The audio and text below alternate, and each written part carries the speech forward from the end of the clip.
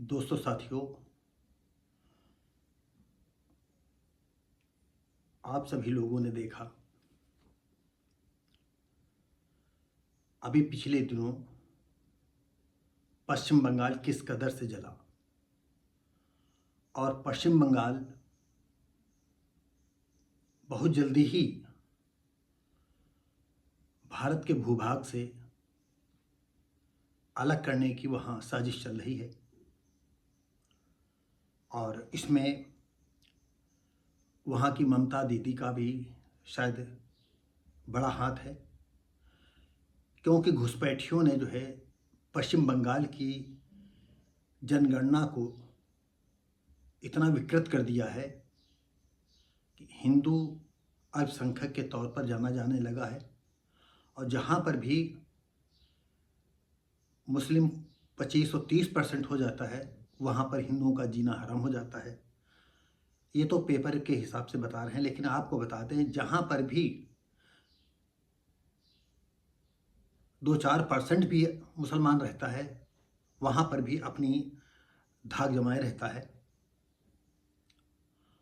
और हुआ ये रक्तपात कैसे हुआ, कहाँ से हुआ, और कितनी प्री प्लानिंग के तहत, सोची समझी चालों के तहत, जैसे फौजी जवानों को जो है बॉर्डर पर भेज दिया जाता है और फायर करने का जो है उनको आदेश मिलने की ज़रूरत होती है, और बस ठाए ठाए धन धन मतलब जो है हमारे फौजी जवान या देश के किसी भी कोने में किसी भी देश की फौजी लोग बस मार काट करना चालू कर देते हैं।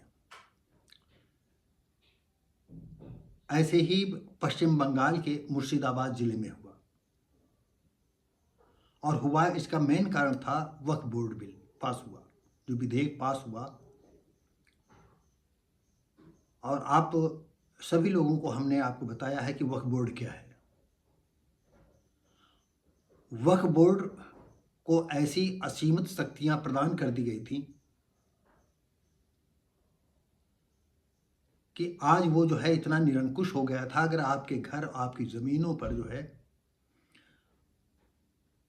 वो दावा ठोक देता है तो आप कोर्ट में नहीं जा सकते हैं, और वो ज़मीन वक्फ बोर्ड की होगी। इस देश में कुछ ऐसी स्थितियां हुई जिसके वजह से बीजेपी सरकार ने कई ठोस कदम उठाए, जिनको कि विपक्षी पार्टियों ने आज तक कभी स्वीकार नहीं किया। क्योंकि विपक्षी पार्टियों में जो है सपा है, कांग्रेस है, यहाँ तक कि बसपा है या अन्य छोटी छोटी पार्टियां हैं। और पश्चिम बंगाल में चाहे केरल हो, कई जगह पर जो है इस तरह के बीजेपी के खिलाफ चले भी। और ऐसा नहीं है कि सब बीजेपी के जो है कदम अच्छे हैं। मैं नहीं कहता हूं कि बीजेपी सारे काम अच्छे कर रही है। बीजेपी के शासन में ही जो है इस देश में शेड्यूल कास्ट के ऊपर, गरीबों के ऊपर इतने जुल्म बढ़ गए हैं जिनका कि कोई लेखा जोखा नहीं है। कितने दलितों को जलाया जा रहा है, कितनी बहन बेटियों को जो है रेप बलात्कार करके मारा जा रहा है। उनको रेप बलात्कार करने के बाद जो है उनको टट्टी तक खाने के लिए मजबूर किया जा रहा है। तो दोस्तों साथियों, ये हम इसलिए यहाँ बीजेपी की न बुराई और बड़ाई के सिलसिले में नहीं आए कि हम उसकी प्रशंसा करें या उसकी बुराई करें। वक्फ बोर्ड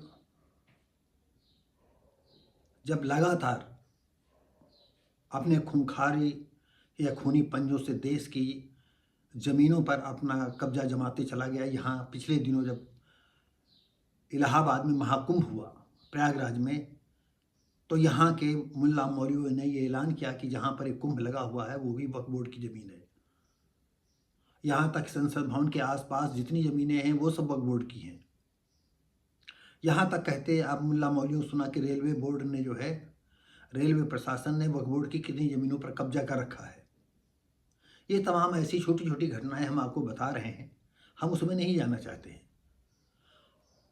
लेकिन वक्फ बोर्ड जो विधेयक पास हुआ, जो नया कानून पास हुआ, सबसे बड़ी बात ये रही कि सदन में इस पर बहस भी हुई और जो मुद्दे थे उन पर भी सटीकता से बातचीत हुई और उस विधेयक को बहुत ही अच्छी तरह से पास भी किया गया और महामहिम राष्ट्रपति जी मुर्मू जी ने भी उस पर दस्तखत कर दिए, यानी वो कानून का रूप बन गया। और उस कानून के खिलाफ सुप्रीम कोर्ट में न जाने कितनी याचिकाएं दायर कर दी गई हैं और उन लोगों ने भी दायर की हैं जिन लोगों ने सदन में इस बहस का हिस्सा भी बने।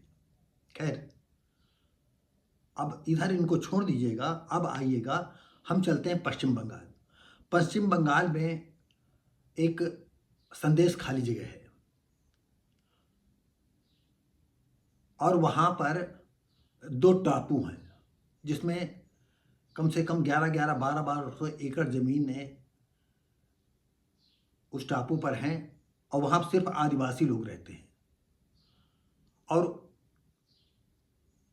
उस संदेश खाली जो टापू हैं, आदिवासी लोग हैं, पढ़े लिखे नहीं हैं और एक बांग्लादेशी शाहजहां शेख जो ममता बनर्जी के जो है शासनकाल में जमीन से लेकर के आसमान तक पहुंच गया, बाहुबली बन गया। उसके खिलाफ पश्चिम बंगाल की पुलिस सोच भी नहीं सकती थी। आदिवासियों की जमीनों पर कब्जा चालू कर दिया उसने, उनकी बहन बेटियों को बालिग नाबालिग छोटी बच्चियों के साथ उठा लेना, रेप करना, बलात्कार करना, ये आम ऐसी घटनाएं थी जैसे उसका खेल हो, जैसे किसी शेर के क्षेत्र में जो है बकरियों का झुंड छोड़ दिया जाए और जो चाहे 2 महीने के बच्चे के साथ शिकार करे, चाहे 6 महीने के बच्चे के साथ साथ शिकार करे, चाहे 1 साल की बच्चे के बकरी के साथ शिकार करे और उसको कोई बेरोक ठोक उसका जो है इस तरह से खूनी पंजा उसका चल रहा था। इतना दरिंदगी बढ़ गई थी और ममता दीदी जो है हर वक्त उसको बचाती रही, वहाँ का शासन प्रशासन पुलिस प्रशासन बचाती रही। इसके बाद और घटना हो गई, एक प्रसूति शिक्षिका जो डॉक्टर की ट्रेनिंग कर रही थी उसके साथ हैवानियत बरती गई, उसे मार दिया गया रेप करने के बाद। पूरे देश में बवाल हुआ। तो देश में अब पश्चिम बंगाल तो अलग ही समझो कि उसको देश कह दो तो कोई बुरी बात नहीं है। ममता दीदी भी इतनी निरंकुश हो गई हैं, उनको इस देश की जनता से, इस भारतीय सभ्यता संस्कृति से कोई लेना देना नहीं है। नाम तो उनका हिंदू है पर वहाँ पर सब मुसलमानी शासन चलता है। ऐसे ही आपको बता दें, जैसे वक्फ बिल पास हुआ या विधेयक पास हुआ लोकसभा में, राज्यसभा में भी, और जैसे हमने आपको पीछे अभी बता चुके हैं कि जैसे फौजी जवान बॉर्डर पर या दूसरे मुल्क पर या दूसरे जगहों पर खड़े रहते हैं और आदेश की प्रतीक्षा करते रहते हैं। और पश्चिम बंगाल का एक ज़िला है मुर्शिदाबाद, उसमें कई ज़िले हैं जिसमें हम जाफराबाद की कहानी बताएंगे। जाफरा गांव में जो है हजारों की तादाद में चाकू, बल्लम, कांटा, कट्टा लेकर के भीड़ उमड़ आई। सोचिए, यहाँ अगर हिंदुओं को इकट्ठा करने का कह दो तो कम 2-4 दिन लग जाएं कि वो इकट्ठा हो, और वो हुंकार हुई नहीं और बस ले करके जो है उटंग पैजामा टोपी लगा करके बिल्कुल खूनी दैत्यों की तरह निकल पड़ते हैं। तो यहाँ पर उन्होंने क्या रक्तपात किया, कितने लोगों का वध किया, हम उसमें नहीं जाना चाहते। हम एक परिवार का, और वो हर तरह से मजबूत थे। पहले जो है एक हुजूम आता है लोगों का, उपद्रवियों का कहें, आतंकवादियों का कहें, मुसलमानों का कहें या देश के गद्दारों को कहें, क्या कहें, आप लोग समझ सकते हो कि हम इसमें क्या कहें, ये यहाँ पर हम छोड़ देते हैं। लेकिन उसमें सब थे मुसलमान, और जहाँ पर इस तरह के मामले होते हैं उसमें सब मुसलमान होते हैं। और पेपर, मीडिया, पत्रकार, शासन और प्रशासन कभी ये बात नहीं कहता है, और कहता है कि वहाँ पर उपद्रवी आए थे। कौन थे उपद्रवी, ये नहीं कहेंगे कौन उपद्रवी थे, लेकिन थे तो सब मुसलमान। और हमको लगता है जब से इस्लाम का उदय हुआ है तब से जो है इस्लाम के नुमाइंदों लोगों ने अपनी एकता, अपनी क्रूरता के बलबूते पर हर सामने वाले को तहस नहस करके चले आए और दुनिया में इतनी जल्दी ये धर्म उदय हुआ और उतनी ही जल्दी पूरी दुनिया में छा गया। और छाने के बाद पूरी दुनिया में लोग इस इस्लाम से आतंकित हो उठे, क्योंकि जहाँ जहाँ पर जो है मुसलमान हैं वहाँ शरीयत की मांग करने लगते हैं, रोडों पर नमाज पढ़ने लगते हैं, उनको किसी चीज़ का डर नहीं होता है और खून खराबे पे उतर आते हैं। ये तमाम बातें आपने अच्छी तरह सुनी भी होंगी, जानी भी होगी। तो आज का जो वीडियो है ये इसी सिलसिले में है। वक्फ बोर्ड बिल लोकसभा और राज्यसभा में पास होने के बाद किस तरह से पश्चिम बंगाल में ममता दीदी की छत्र छाया में मुर्शिदाबाद में कहर ढाया, वो भी हिंदुओं पर। ऐसा नहीं, हम आगे एपिसोडों में आपको बताएंगे कुछ मुसलमान परिवार मिले, किसी को मारा पीटा नहीं गया, उनको भी पेपर वाले निकाल रहे हैं। अब हम यहाँ पर आपको एक छोटी सी फिल्म है वेडनेसडे, मैं आप सभी लोगों से अनुरोध करूंगा कि आप एक बार देखिएगा। अनुपम खेर हैं और एक जाने माने कलाकार, उनका नाम मैं भूल रहा हूँ, मोहम्मदन है वो। और आतंकवादियों को छुड़ाने के लिए किस तरह से जो मुस्लिम हीरो है, उसका नाम नहीं दिखाया गया है कि वो हिंदू का रोल कर रहा है, मुसलमान का रोल कर रहा है, उसने कैसे जो है चारों आतंकवादियों को इकट्ठा करवाता है महाराष्ट्र सरकार को झुका करके। और उसमें से 2 पुलिस अधिकारी होते हैं जिनको ये इंस्ट्रक्शंस होता है कि जब काम आपका हो जाए तो एक को गोली मार दे। गोली ऐसी मारें कि वो घायल हो जाए, जान से नहीं मारना है।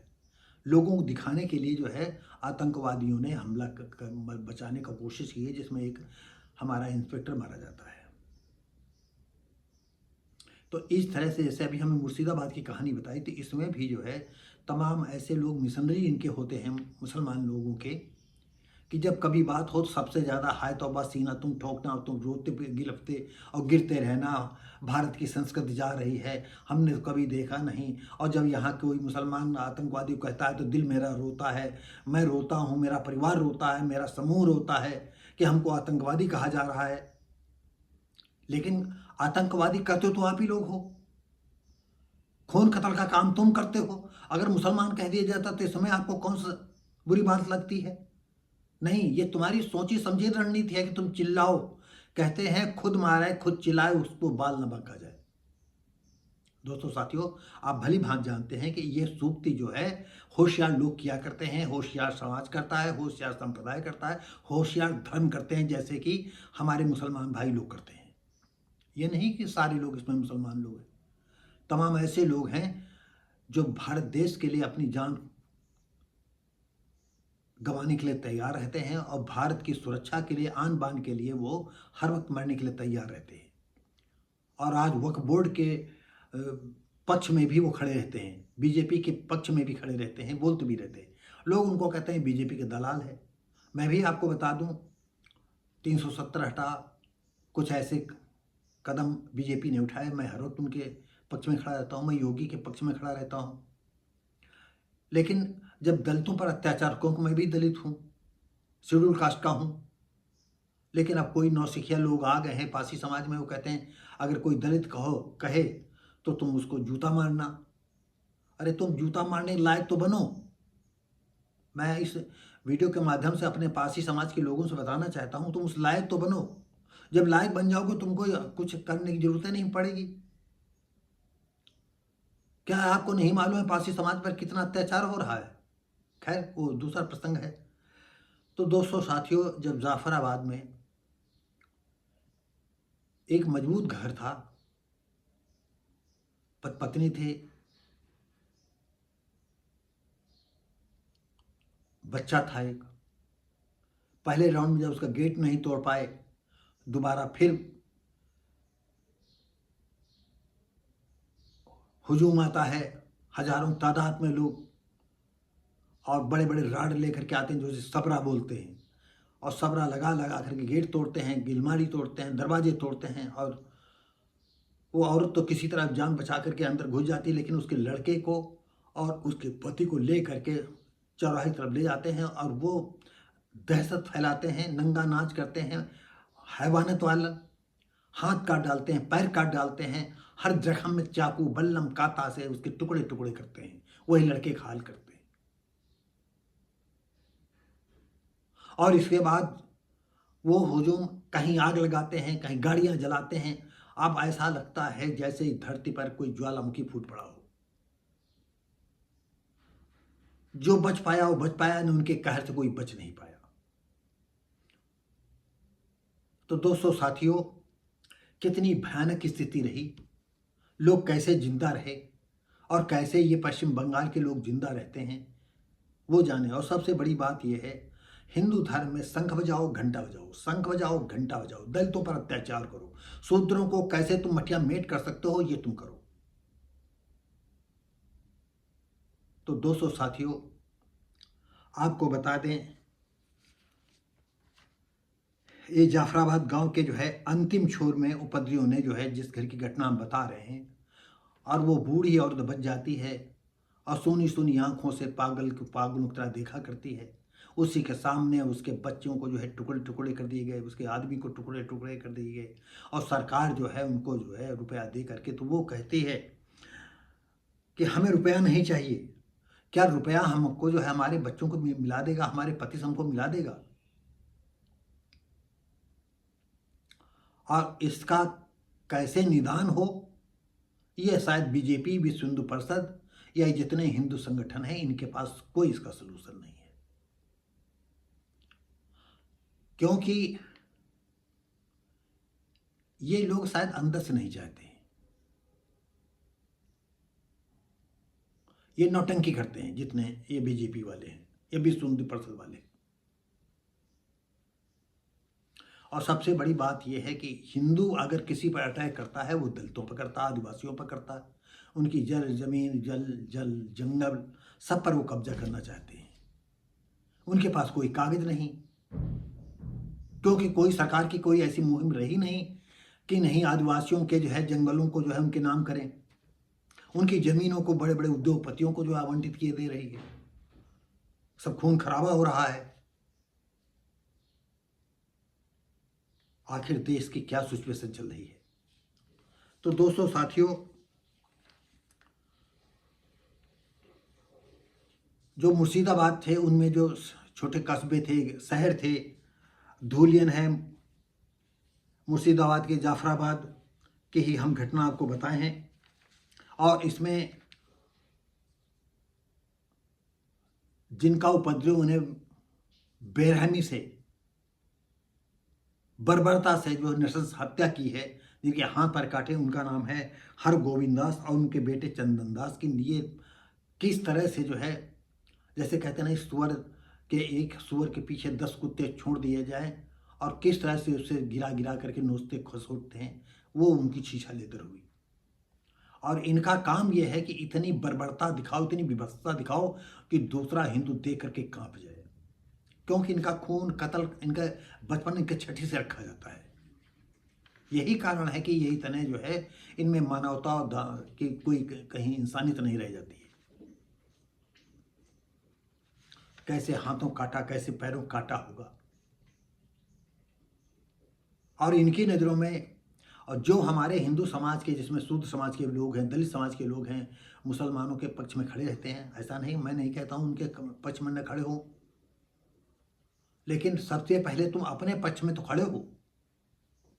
अगर तुम अपने पक्ष में नहीं खड़े होते हो, तो मुसलमान तो सक्षम है, वो चाहे 4% हो, चाहे 10% हो, चाहे 20% हो। लोग कहते हैं मुसलमान दब गया है। मैं कहता हूँ कितने मूर्ख लोग हैं। वो तो समय जैसे कछुआ नहीं अपना मुंह सिकोड़ लेता है, समय को देखा करते, जब समय देख लेता है गर्दन निकालता चारों तरफ मैदान पर फिचल देता है। और इनका तो मकसद ही है खून खराबा करके। और सरकारें भी, ऐसा नहीं बीजेपी सरकार जो है तुष्टीकरण का खेल नहीं खेल रही, ये भी तुष्टीकरण का खेल खेलती है।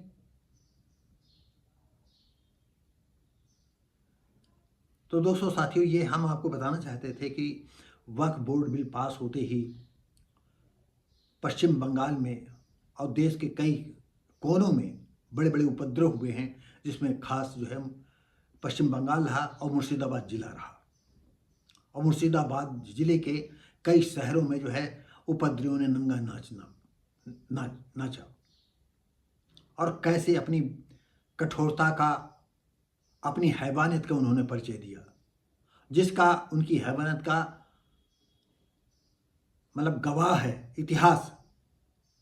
लेकिन हिंदुओं ने इससे सबक नहीं सीखा, और खासकर इसमें सवर्ण हिंदुओं की बात करते हैं, उसने सबक नहीं सीखा। आज भी समझ लो, सवर्ण को तो छोड़ दिए, बैकवर्ड के लोगों के अंदर जो है दलितों को मान सम्मान देने की बात नहीं है।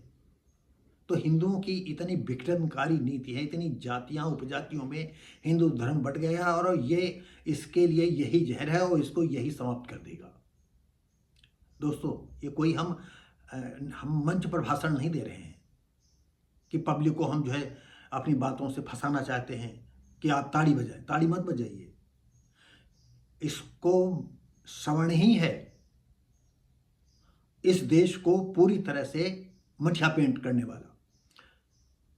हिंदू धर्म में जितनी जातियां उपजातियां, जितनी छुआछूत ऊंच नीच दुनिया के किसी धर्म में नहीं है। और आज भी वो किसी न किसी रूप में ये जड़ों पर पानी डाले जा रहा है। तुम लड़ो हम बंगलों में, तुम हम लड़ो बंगलों में। और भारत देश का जो हिंदू है, सवर्ण हिंदू है, वो सारे टॉप टू बॉटम जितने भी हैं अच्छे पदों पर वो छाया हुआ है। तुम जाओगे तो कहाँ जाओगे भाग करके। यहाँ जब कोई झगड़ा फसाद की नौबत आती है तो सारे हिंदू हो। अब भागवत कहते हैं हर गांव में जाना चाहिए, हर हिंदू को गले लगाना चाहिए। कैसे लगाओगे? हैं, अब भी तुम उसको निप्पल से दूध पिलाओगे तो भाई तुम्हारी सरकार है, तुम जैसा चाहो वैसा बकते रहो, हर पेपर और मीडिया ये बकता रहेगा। लेकिन अब हम जान गए हैं कि ये हिंदुस्तान आज नहीं तो कल, मैं कई अपने जो है वीडियो में बता चुका हूं कि बकरे की माँ कब तक खैर मनाएगी। अभी वक्त है, जागो तो जागो, और नहीं तो हम तो शेड्यूल कास्ट के लोग हैं, दलित समाज के लोग हैं, ये आधी रोटी खाएंगे, नहीं खाएंगे तो मर जाएंगे। लेकिन जो मोटे तोंद वाले हैं, चर्बी वाले हैं, मरना उनको भी पड़ेगा। चाहे न्याय विभाग का अधिकारी हो, चाहे कार्यपालिका हो, विधायिका हो, ये चर्बी वाले मारे ये भी जाएंगे, बचेंगे नहीं ये भी। एक समय ऐसा आएगा कि इनको मूस का बिल भी नहीं ढूंढने मिलेगा भागते हुए, ये स्थिति पैदा होगी। तो दोस्तों साथियों, ये वीडियो कैसा लगा? हम उम्मीद करते हैं अच्छा लगा होगा। तो इसी के साथ ही आप देख रहे हैं वर्ष आप भारती, मैं हूँ शिव भारती पासी।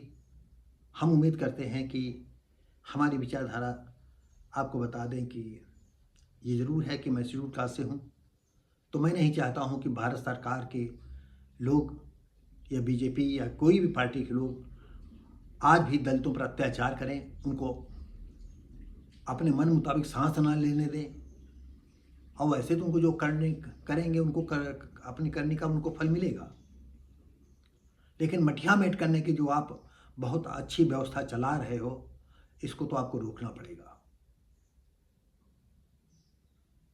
और ये जहर इस कदर से घुल मिल गया है तो आपको लगता ही नहीं होगा कि नहीं, अरे जिसको देखो अरे कहाँ दलितों पर अत्याचार होता है, जहर सब लोकल हैं, ये तो इस तरह बातें बनाया करते हैं। तो दोस्तों साथियों, हम मिलेंगे आपको अगली वीडियो में, तब तक के लिए नमस्कार, जय हिंद।